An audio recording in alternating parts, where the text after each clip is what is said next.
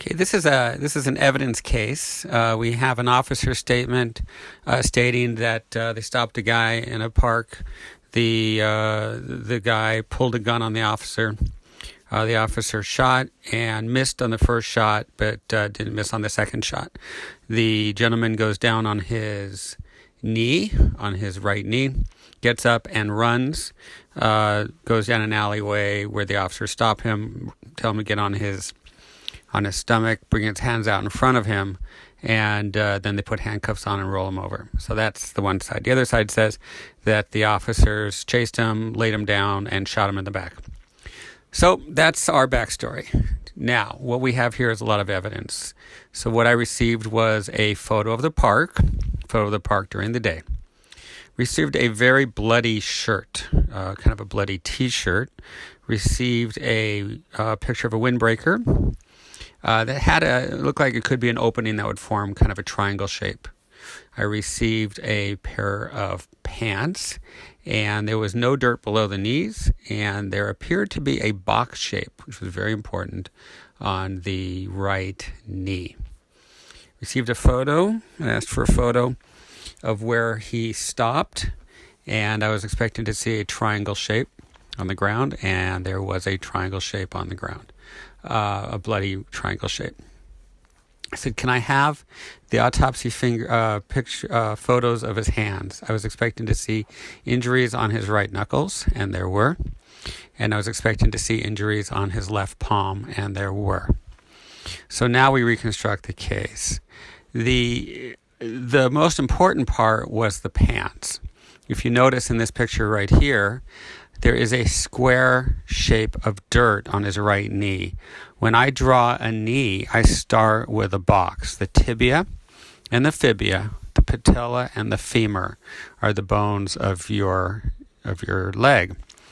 When I draw the leg, those bones form a box shape.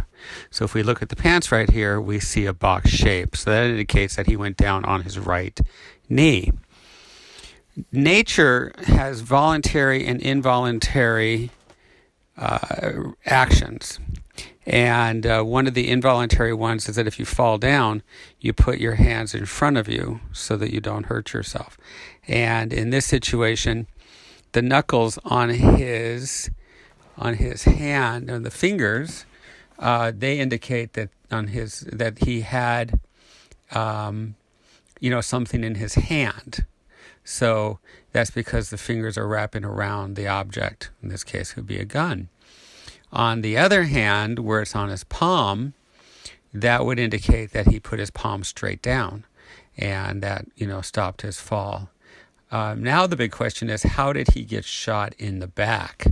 Well, in this situation, he's bleeding, and where he's got himself turned away from the officer, but he's turning at his torso and pointing towards the officer, and the officer, shot. So the bullet entered the back and exited the front, but in reality, he was facing away from the officer and turning towards the officer.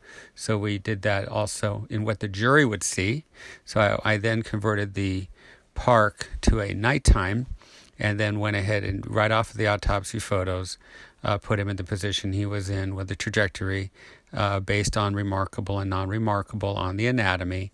And you see that the trajectory takes you right through the body where he's bent down and bleeding towards the officer.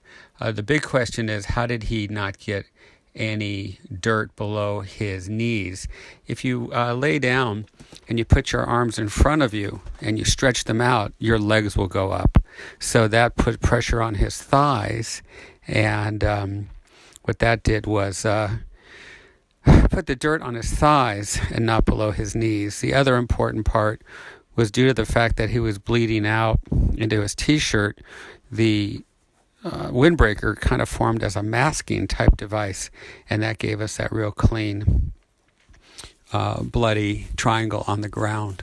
Was even able to match a lot of the dirt area, and that it was dirty on his pants.